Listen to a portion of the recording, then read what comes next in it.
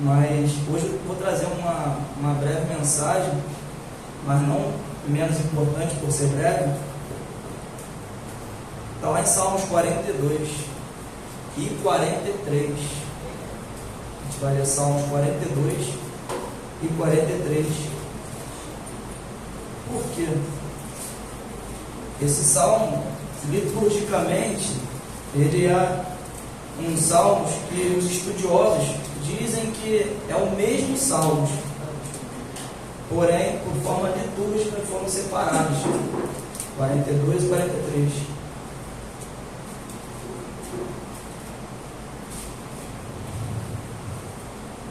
E o Salmos 42 diz assim, irmãos, para a gente iniciar. O Salmos, ele é: a alma anela por Deus. Ao mestre de canto, salmos didáticos dos filhos de Corá. Versículo 1. Como suspira a corça pelas correntes das águas, assim por ti, ó Deus, suspira a minha alma. A minha alma tem sede de Deus, do Deus vivo. Quando irei e me verei perante a face de Deus? As minhas lágrimas têm sido o meu alimento, dia e noite. Enquanto me dizem continuamente: o teu Deus, onde está? Lembro-me destas coisas, e dentro de mim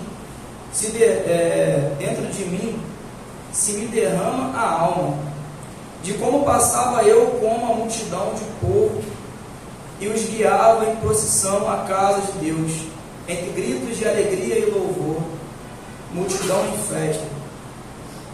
Por que está batida a minha alma? Por que te perturba dentro de mim?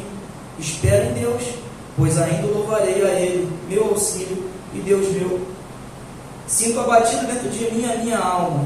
Lembro-me, portanto, de ti nas terras do Jordão, e no monte Hermon, e no outeiro de Mizar. Um abismo chama outro abismo, ao fragor das tuas catapultas. Todas as tuas ondas e vagas passaram sobre mim. Contudo, o Senhor durante o dia me concede a sua misericórdia, e à noite comigo está o seu cântico, uma oração ao Deus da minha vida. Digo a Deus, minha rocha: por que te olvidaste de mim? Por que hei de andar eu lamentando sobre a opressão dos meus inimigos? Esmigalham-se-me os ossos, quando os meus adversários me insultam, dizendo, o teu Deus, onde está? Por que está abatido, ó minha alma? Por que te perturbas dentro de mim? Espere em Deus, pois ainda louvarei a Ele, meu auxílio e Deus meu. Versículo 1 do 43 diz: faze-me justiça, ó Deus, e pleiteia a minha causa contra a nação contenciosa. Livra-me do homem fraudulento e injusto, pois tu és o Deus da minha fortaleza. Por que me rejeitas? Porque hei de andar eu lamentando sobre a opressão dos meus inimigos. Envia a tua luz e a tua verdade, para que me guiem e me levem ao teu santo monte e os teus tabernáculos. Então irei ao altar de Deus, que é a minha grande alegria. Ao som da harpa eu te louvarei, ó Deus, Deus meu. Por que está batido, ó minha alma? Por que te perturbas dentro de mim? Espere em Deus, pois ainda louvarei a Ele, meu auxílio e Deus meu. Pai, muito obrigado, Senhor, por este momento.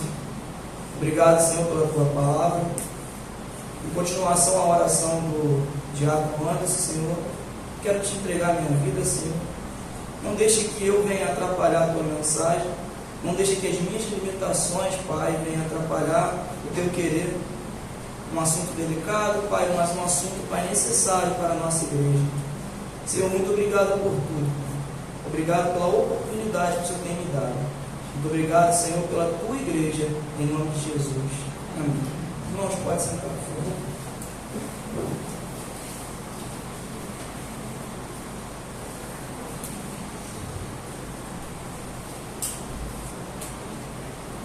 Irmãos, esse é um salmo de um diálogo intrapessoal.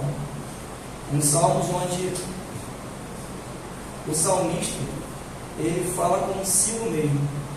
Ele vive uma guerra consigo. O centro desses salmos é essa mensagem que ele repete 4 vezes.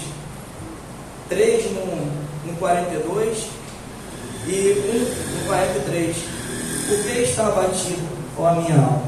Por que se perturba dentro de mim? Isso é uma pergunta que ele faz para si. Ao mesmo tempo que ele percebe a dificuldade que ele está vivendo, ele faz essa pergunta para ele. E eu botei um tema: pregando a esperança para uma alma abatida. Vai chegar um momento da vida de vocês, como já chegou na minha, em algumas vezes, e quem não chegou pode ter certeza que vai chegar, que você vai viver um momento de tristeza, um momento de dor. E você vai ouvir pessoas que estão ao seu redor falando: cadê o seu Deus? E ao mesmo tempo, você estando abatido, você vai entender que a sua alma está abatida, e ao mesmo tempo o teu subconsciente fala: por que está abatido a minha alma? Por que se perturba dentro de mim? Espere em Deus, pois ainda louvarei. Os Salmos 42 e 43, eles formam um único salmo originalmente. O refrão se repete 3 vezes. O autor é identificado como os filhos de Corá. Essa é uma introdução básica para entendermos. Ele é um grupo responsável pela música e adoração do templo. Os filhos de Corá, eles são homens que eram levitas da casa do Senhor. E o seu pai se rebelou contra Moisés, e o seu pai foi condenado. E eles foram os únicos que não se rebelaram contra o Senhor. Então o Senhor o preservou. E eles eram levitas. E naquela época, sabemos que o Senhor ele habitava no templo, e especialmente no templo de Jerusalém. E quando uma pessoa ela é privada de algo que ela ama, a alma dela fica abatida. A provação do que se ama é uma fonte de angústia. Ele amava estar na presença de Deus, mas ele não podia. E essa causa dele não poder estar na presença de Deus não é revelada. Mas ao longo do texto nós vamos perceber que esse homem ele era privado de estar na casa de Deus. E ele diz assim, no versículo 1: como suspira a corça pelas correntes das águas, assim por ti, ó Deus, suspira a minha alma. A minha alma tem sede de Deus, do Deus vivo. Quando irei e me verei perante a face de Deus? A corça, irmãos, ela corria nos mares, ela corria nos rios. A corça ela corria no campo com uma velocidade muito grande. E ele compara que a alma dele é semelhante a essa corça que procura a presença do Senhor. Ele fala que a alma dele tem sede de Deus, do Deus vivo. Ele diz: quando irei e estarei perante a face do Senhor? Ele é um homem privado, ele é um homem que não consegue estar na presença do Senhor. E geograficamente, a palavra diz que ele estava no Monte Hermon. O Monte Hermon ele era situado no norte de Jerusalém, era bem distante de Jerusalém.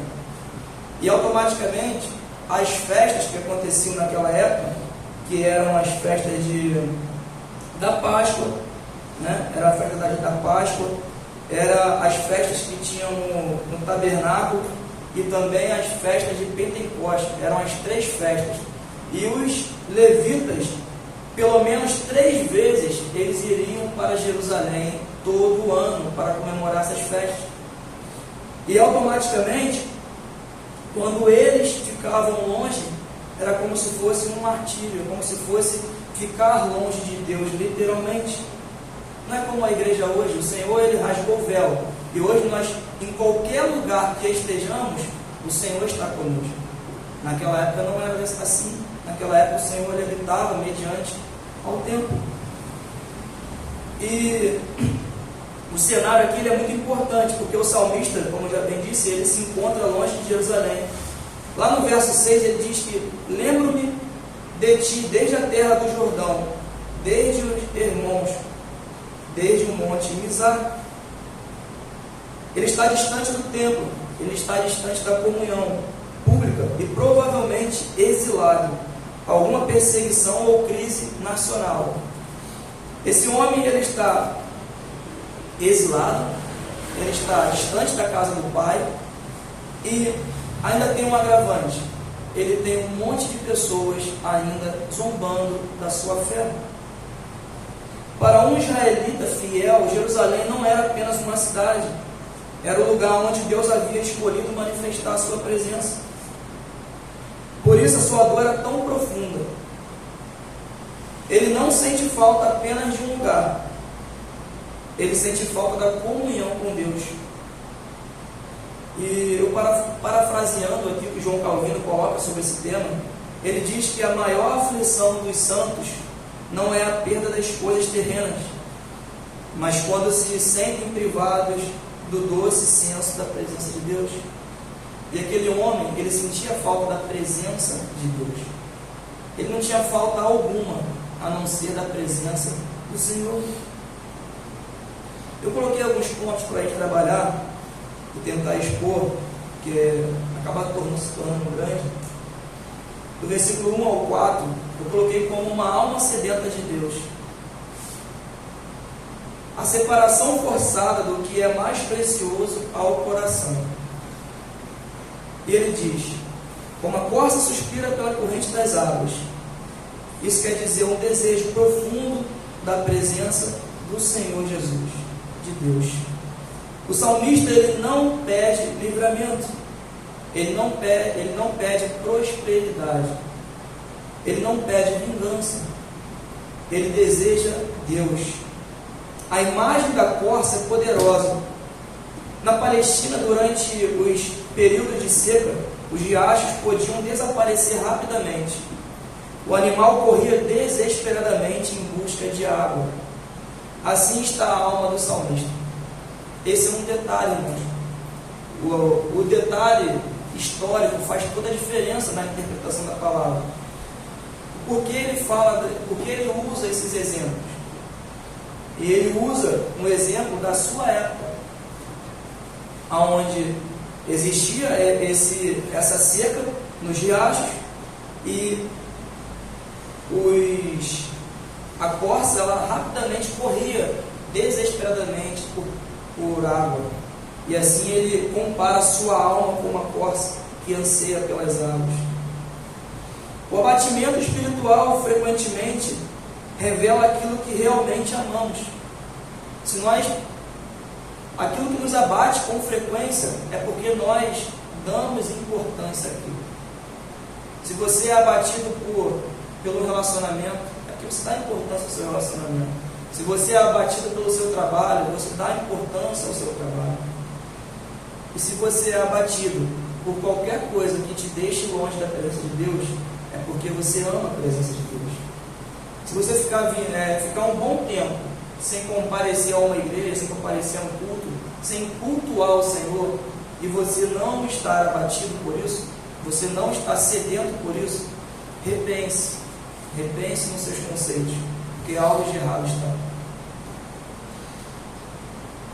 Muitos procuram Deus pelo que Ele dá. O salmista procura Deus pelo que Ele é. E Spurgeon fala sobre isso também. Ele fala que a alma regenerada jamais se satisfaz com substitutos. Ela deseja o próprio Deus. Nada pode substituir a presença e a vontade do Senhor. Nada pode substituir ou preencher um vazio que somente Deus pode preencher. E o salmista, ele anela pelo Senhor. Uma alma afligida pelas circunstâncias. Olha o que ele fala aqui no verso 3 e 4. As minhas lágrimas têm sido meu alimento, dia e noite, enquanto me dizem continuamente: o teu Deus, onde está? Esse salmista dos filhos de Corá, ele já estava jejuando. Segundo o que as escrituras dizem, ele diz que as lágrimas dele têm sido o seu alimento. Ele usa aqui uma metáfora, ele usa aqui um trecho para argumentar, para mostrar tal condição da sua alma. Ou seja, ele só chorava. Ele não sabia mais como viver a não ser chorar. E pessoas estavam perto deles, mas não é porque tem pessoas perto de nós que elas automaticamente estão nos ajudando. Porque essas pessoas que estavam perto desses homens, elas perguntavam: onde está o seu Deus? Versículo 4: lembro-me destas coisas. Olha a lembrança, ele traz a lembrança lá do passado. Ele vai lembrando daquele momento que ele vivia. Lembro-me destas coisas, que dentro de mim se derrama a alma, de como passava eu com a multidão de povo e os guiava em procissão à casa de Deus, entre gritos de alegria e louvor, e multidão em festa. Você imagina, irmãos? Tinha uma irmã de uma outra igreja que ela não está mais conosco, a irmã Toninha. Quando a gente chegava num pequeno grupo, ela era muito da antiga, qual louvor vamos cantar hoje no pequeno grupo? Ela falava: todos. Não, mas todos não tem como, a gente vai ficar o dia todo aqui. Ela: todos, porque eu sinto falta de todos os louvores.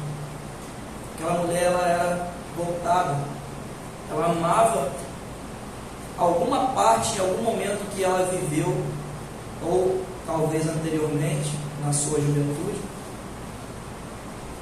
ou em algum momento que ela viveu algumas experiências com grandes louvores, e ela amava louvar. E ao mesmo tempo percebia uma tristeza, e foi onde eu trouxe esse ponto nesse salmo, que as lembranças, elas são muito boas, mas ela traz um peso para nós, quando nós não conseguimos administrá-las. E vamos falar sobre isso. Agora nós veremos a origem do abatimento do salmista. A dor dele era tão grande que ele perdeu a fome e o seu alimento eram lágrimas. Ele recorda os dias em que liderava o povo até a casa de Deus. E mesmo assim, agora ele ouve insultos e falas perversas. E a resposta dessas falas perversas, onde está o seu Deus, se encontra lá em Salmo 115, não precisa abrir. Porque diz que o nosso Deus, ele está no céu, e Deus faz tudo que lhe agrada. Então, irmãos, aonde está o nosso Deus? Quando alguém te perguntar, ele está no céu, fazendo tudo que lhe agrada. Um detalhe é que o povo sonhava da fé dele, e porque a fé era pública, percebemos, irmãos, quando o povo ele fica zombando da fé de alguém, automaticamente isso é bom, porque ninguém tem como zombar de uma coisa que você não tem conhecimento. Se eu não sei que o Anderson é cristão, como é que eu vou zombar da fé dele? Eu só zombo da fé dele porque a fé dele é pública. E a fé desse homem era pública. E muitas das vezes nós, no trabalho, trazendo uma prática aqui rápida, né? As pessoas não sabem quem nós somos. Talvez só reconhecem nós pelo nome, ou pelo que nós fazemos, pelo nosso cargo, mas não pela nossa identidade em Deus. Muitos não sabem nem que nós somos cristãos. Aí quando chega um certo ponto, alguém fala para ele, ele se espanta: você é cristão? Então, nós temos que carregar essa identidade. Nós estamos passivos a qualquer coisa. Jamais ele se envergonhou de sua fé. Uma fé que se envergonha não é digna de Deus. Cuide bem das suas palavras, pois às vezes ela pode machucar, ou até mesmo sepultar a fé dos outros. Porque aquelas pessoas, ao ver o salmista batido, lá no Salmos 4, elas poderiam abraçar o salmista. E eu não sei o que se passava na vida dele, mas elas poderiam abraçar ele e falar, calma, trazer uma palavra de conforto, mas não. Elas iam e zombavam dele. Então isso agravava cada vez mais o seu estado mental, uma crise que esse salmista vivia. E um detalhe, irmãos, que me chamou a atenção aqui, é que nós não podemos ficar reféns das nossas nostalgias. E isso é um agravante enorme daqueles que já passaram por algumas perdas e algumas dificuldades. No verso 4, como nós lemos, a memória dos bons dias, vou até ler de novo porque é maravilhoso essa mensagem. Lembro-me destas coisas e dentro de mim me derrama a alma. Olha o centro. Ele lembra, mas quando ele lembra não traz somente uma alegria, traz também uma tristeza. Ele diz que quando ele lembra, a alma dele é derramada. A alma dele fica triste porque ele lembra de como passava eu com a multidão de povo e os guiava em procissão à casa de Deus, entre gritos de alegria e louvor. Era de costume, naquela época, quando eles iam para Jerusalém, não ia de avião, não ia de carro, eles iam andando, iam a cavalo, iam a jumento, ia um monte de coisa. Não tinha Uber, não tinha nada disso, não tinha avião, não tinha carro. E eles iam todos unidos, juntos. Também não tinha telefone para ninguém ficar distraído.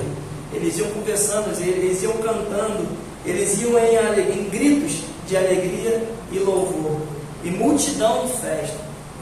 Então ele lembrava disso e a sua alma ficava abatida.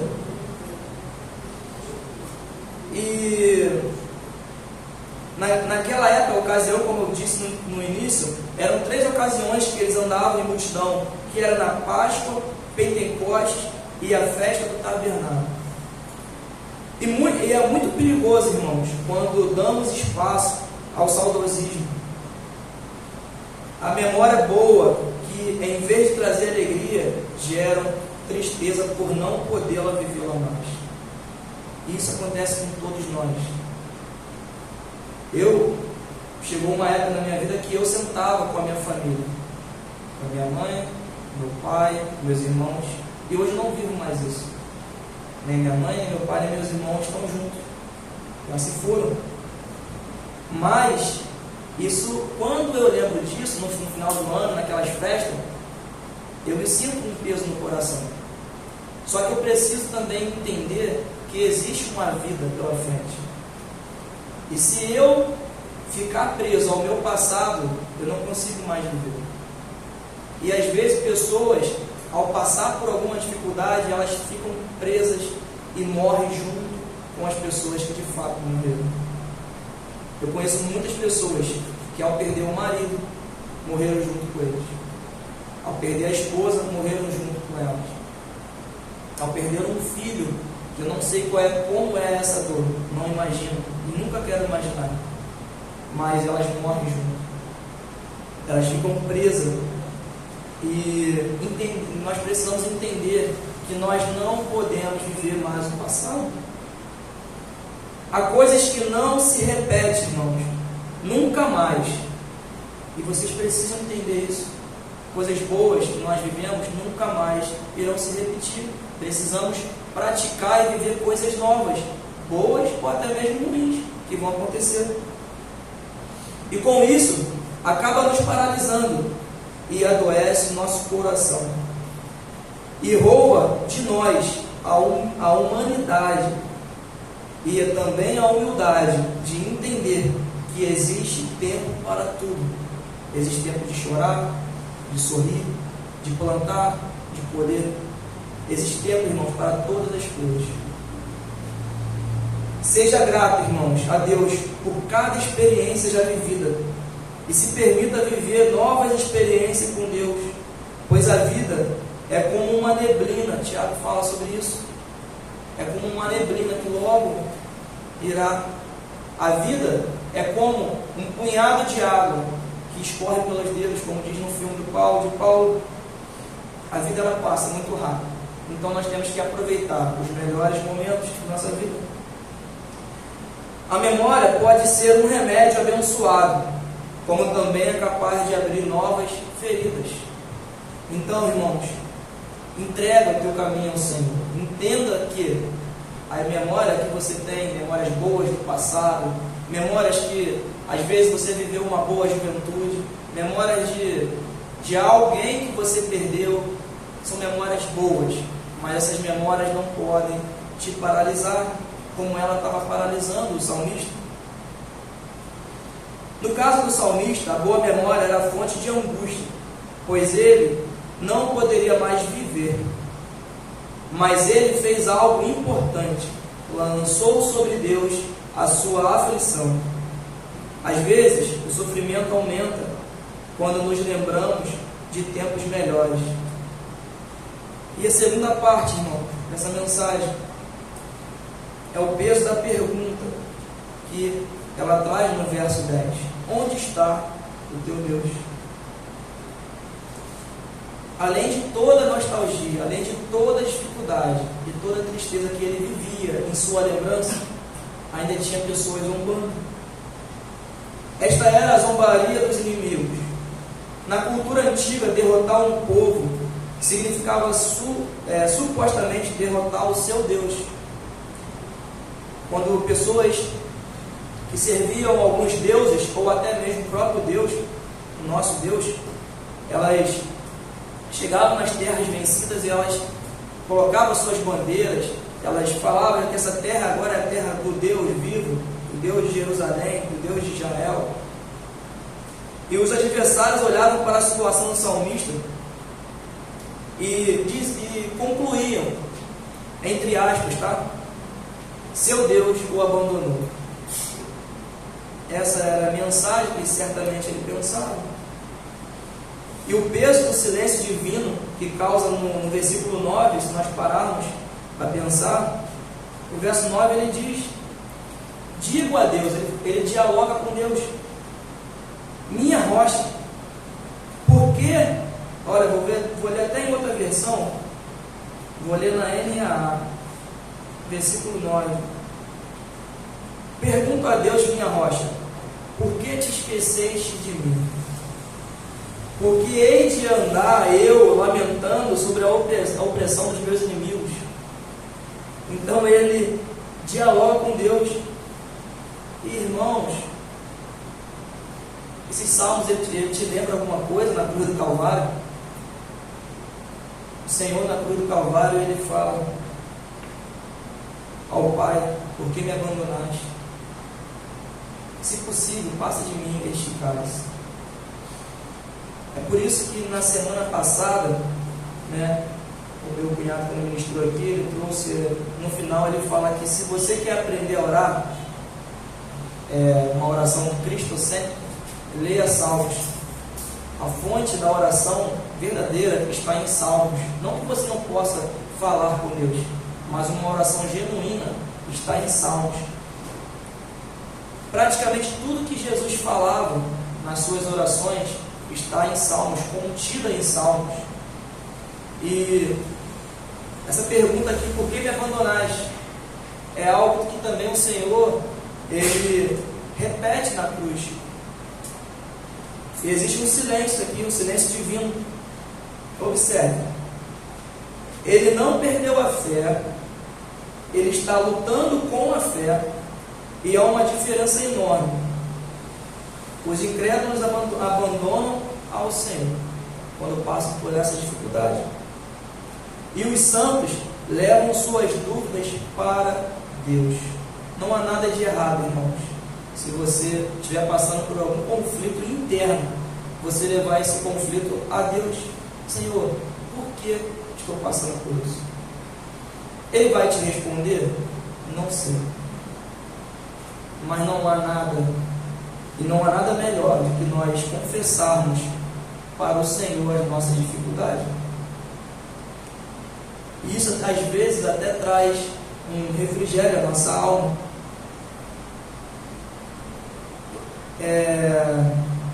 Um dos contribuintes também dessa mensagem, Martin Lloyd Jones, ele fala sobre o problema do homem não é que ele fala consigo mesmo, mas que ele escuta a si mesmo mais do que fala para si mesmo. Uma frase difícil, né? O problema do homem não é que ele fala consigo mesmo, mas que ele escuta a si mesmo mais do que fala a si mesmo. Isso é uma dificuldade do ser humano. Nós precisamos, de fato, falar mais para nós mesmos do que para os outros. Porque o salmista, ele não fala aos 7 cantos. Ele simplesmente pergunta, ele faz um autoexame e ele pergunta para si mesmo. Ele pergunta como se fosse assim: alma, por que está abatido? Ele pergunta para si mesmo, ele traz uma reflexão. E o Senhor lá na frente vai mostrar que ele traz a resposta disso. A alma que aprende a pregar para si mesmo é um outro ponto que eu coloquei para nós. Aqui está o centro da nossa mensagem. O salmista interrompe seus pensamentos e ele começa um diálogo interno e pergunta: por que está abatido, ó minha alma? Ele não aceita passivamente suas emoções, ele as confronta. Ao mesmo tempo, ele sabe que ele está abatido, mas ao mesmo tempo ele reconhece a sua fé em Deus. E um livro que é chamado, não li esse livro ainda, mas eu já li uns trechos desse livro, já usei em outra pregação, que é do próprio Martin Lloyd Jones, sobre a depressão espiritual. Ela contesta sobre isso. Eu peguei um trecho que fala que a ideia do salmista era essa aqui, ó.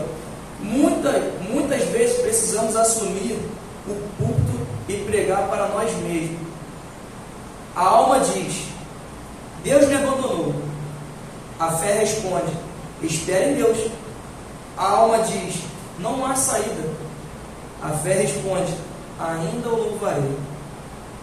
A alma diz novamente: acabou. E a fé responde: Deus continua sendo Deus. Então, irmãos, ele tem um diálogo que, ao mesmo tempo, a alma diz, mas a fé também diz. É isso que nós precisamos pregar para nós mesmos. Chegará momentos em que nós ficaremos encurralados entre a nossa alma, o nosso desejo e a nossa fé. E nós precisamos falar para nós mesmos que ainda há esperança. O cristão não vive guiado pelo que sente, ele vive guiado pela verdade revelada em Deus. Quarto ponto: a resposta de Deus para a alma abatida. Irmãos, esse aqui já é um outro cenário. Lá no Salmos 43, se ele era impossibilitado de estar na casa de Deus, olha o cenário do Salmos 43 diz: faze-me justiça, ó Deus, e defende a minha causa contra a nação infiel. Livra-me dessa gente fraudulenta e injusta, pois tu és Deus da minha fortaleza. Por que me rejeitas? Porque hei de andar eu lamentando sobre a opressão dos meus inimigos. Envia a tua luz e a tua verdade, para que me guiem e me levem ao teu santo monte e os teus tabernáculos. Então irei ao altar de Deus, que é a minha grande alegria. Ao som da harpa eu te louvarei, ó Deus, Deus meu. Por que está abatido, ó minha alma? Por que se perturba dentro de mim? Espere em Deus, pois ainda louvarei a Ele, meu auxílio e Deus meu. O verso 4 muda tudo, irmãos. Então eu irei ao altar de Deus, ele enfatiza, que é a minha alegria, ao som da harpa eu te louvarei, ó Deus, Deus meu. Irmão, o cenário muda. Agora surge uma oração extraordinária do salmista. Mesmo com a sua alma abatida, mesmo com as tribulações e perseguições daquele homem, lá ao norte de Jerusalém, bem distante do tabernáculo, bem distante das festas que ele costumara ir. Observe, irmãos, que ele fala: envia a tua luz e a tua verdade. Observe que ele não pede explicações ao Senhor, ele pede direção. Envia a tua luz e a tua verdade. Ele compreende algo fundamental, irmãos, que nós precisamos também compreender: que a cura para a sua alma não está dentro dele, está em Deus. A cura para a nossa alma está no Senhor. Ele pede luz para mostrar o caminho e verdade para sustentar os seus pés. Quando a luz e a verdade de Deus chegam, elas conduzem o salmista novamente ao altar, porque o objetivo final da restauração não é simplesmente sentir-se melhor, é voltar à comunhão com Deus. E essa é uma falha nossa, irmãos, porque nós percebemos às vezes o nosso coração abatido, pessoas zombando às vezes, pessoas duvidando da nossa fé, e o nosso coração enganoso quer ser restaurado para mostrar para as pessoas que nós somos de Deus, que nós somos fortes, que nós somos homens e mulheres de fé. Como na verdade nós precisamos enxergar que nós precisamos disso para ser restaurado e voltar à comunhão do Senhor. Eu lembro que, mais uma vez, situando a minha questão, em 2015, eu me converti em 2013, e aquele início, aquela caminhada, né, de início de corrida ao Evangelho, de conhecimento, eu percebi que eu estava vivendo um momento muito legal, muito bacana com o Senhor. E eu vivia momentos extraordinários de experiências com Deus, de buscas com Deus. Jejuava, orava, fazia visita, me fortalecia. E quando chegou o meu dia mal, em 2015, né, que foi a perda da minha mãe, eu percebi algo que me trouxe um ensinamento.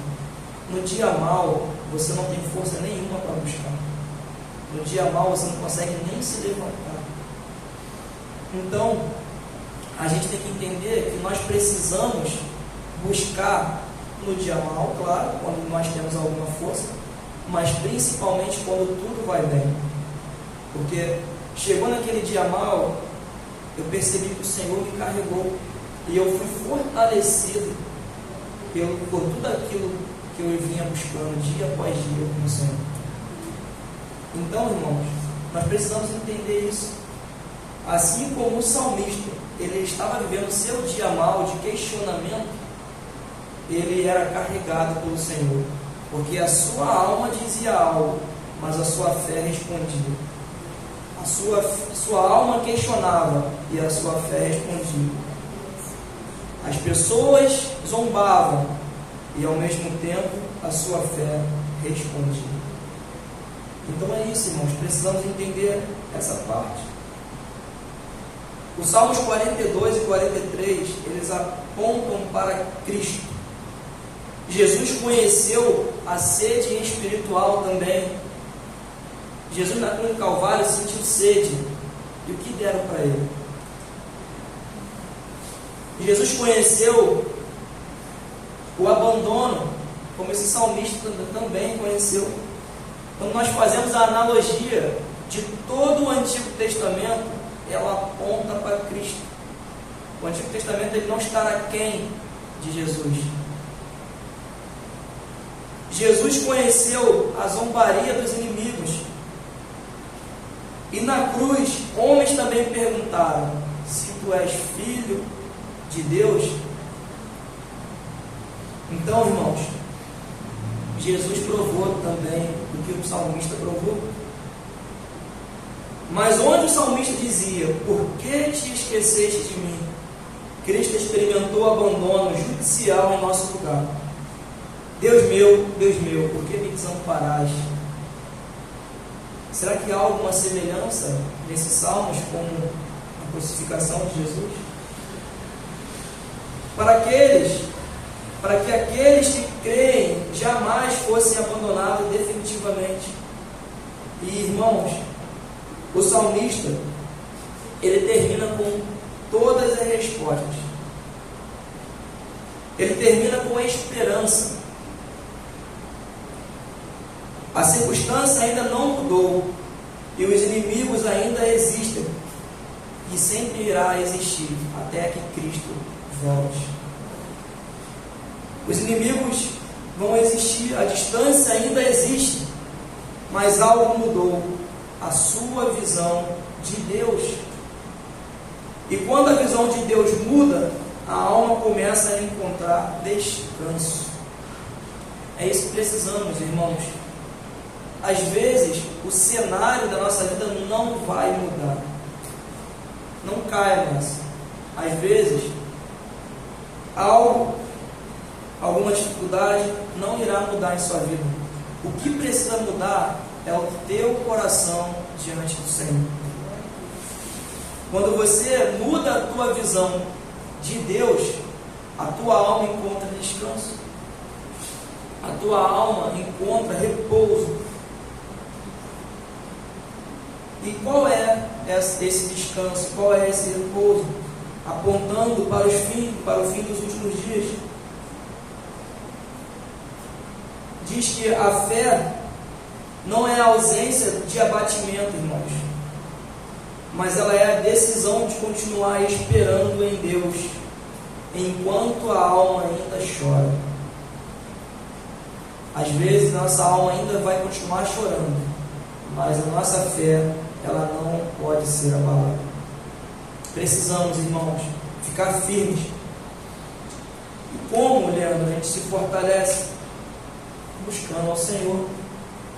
Você não vai se fortalecer vindo somente no culto, no domingo à noite. Você não vai se fortalecer vindo somente de manhã. Você vai se fortalecer lendo as Escrituras, estudando a palavra, conhecendo uma porção de Deus. Quando você passar por determinada dificuldade na sua vida, você vai se deparar com a palavra e vai falar, mas a palavra diz isso, então eu vou confiar no Senhor.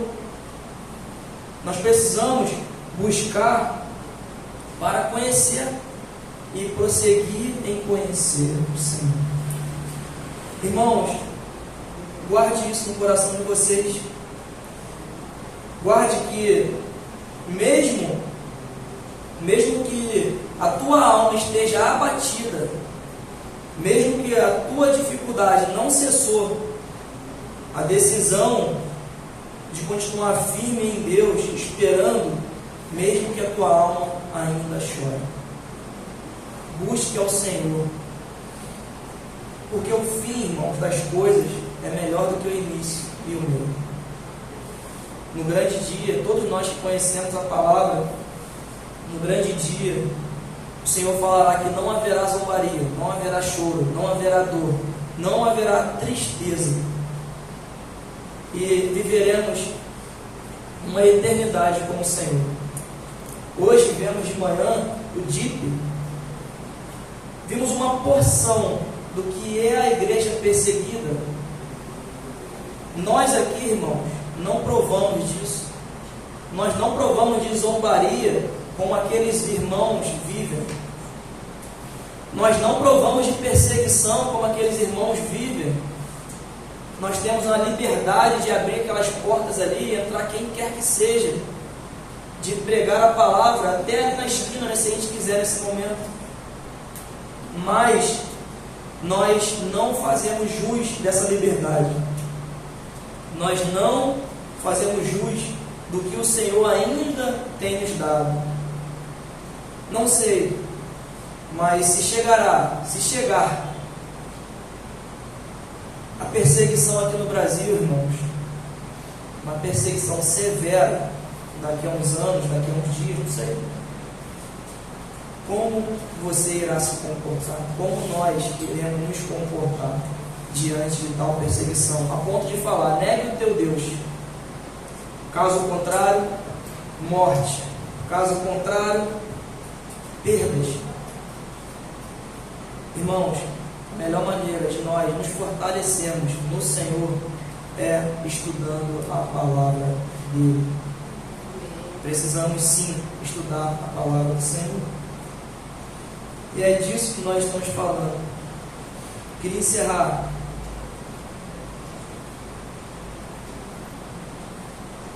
lendo o versículo 5 mais uma vez. Por que está abatido, ó minha alma? Por que se perturba dentro de mim? Espera em Deus, pois ainda o louvarei, a Ele meu auxílio e Deus meu. Amém. Pai, muito obrigado, Senhor. Obrigado, Senhor, pela Tua palavra. Obrigado, Senhor, que mesmo em meio à tribulação, Pai, o Senhor é nosso auxílio. O salmista, Pai, vivia, Pai, dias sombrios, ó, dias de tristeza, dias de questionamento. Tudo aquilo que nós amamos fazer, quando nós somos interrompidos, ó Pai, a nossa alma fica triste. A nossa alma, Senhor, ela fica abatida. É só nós percebermos e gerarmos uma alta reflexão, Pai. Se hoje o Senhor tira algo de nós que nós amamos, como isso irá fazer falta para nós? Pai, precisamos de Ti, Senhor.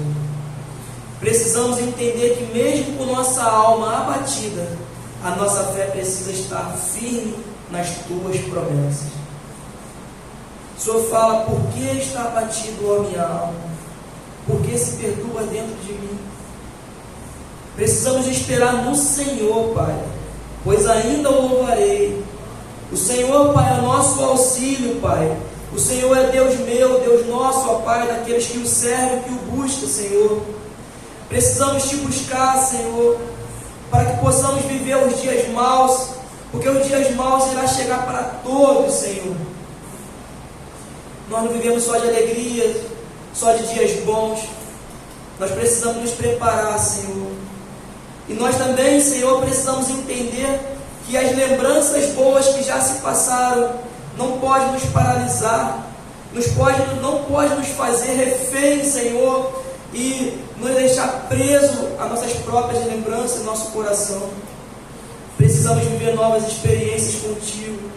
Precisamos caminhar e dar prosseguimento àquilo que o Senhor tem para nós, executar a Tua missão, Pai, através de nós.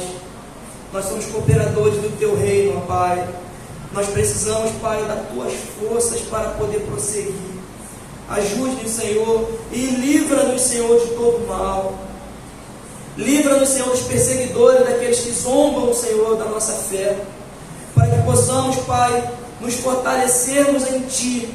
E se caso ainda, Pai, isso aconteça, precisamos, Senhor, estar fortes e confiantes na Tua palavra. Muito obrigado, Senhor. Muito obrigado, Senhor, porque o Senhor tem nos sustentado. Obrigado porque o Senhor já viveu por nós e venceu por nós, ó Pai. E por isso nós estamos alegres, Pai. Por isso nós estamos aqui hoje falando da Tua palavra. E que a Tua mensagem, Pai, caia, Pai, Senhor, em terra fértil, Senhor. Que a Tua mensagem, Pai, dê frutos, ó Senhor. E que pessoas aqui que estão presas no passado, Senhor, possam se libertar hoje, Senhor. Pessoas aqui que estão presas às boas lembranças, Pai, possam guardar elas, Senhor, não como prisões, Senhor, mas como apenas boas lembranças, Pai. Senhor, para que essas pessoas possam viver coisas novas em Ti. Muito obrigado, Senhor, por esta noite. E obrigado por este culto, Pai. E que o Teu nome seja o único, Senhor, neste momento glorificado, Senhor. Muito obrigado por tudo, em nome de Jesus. Amém.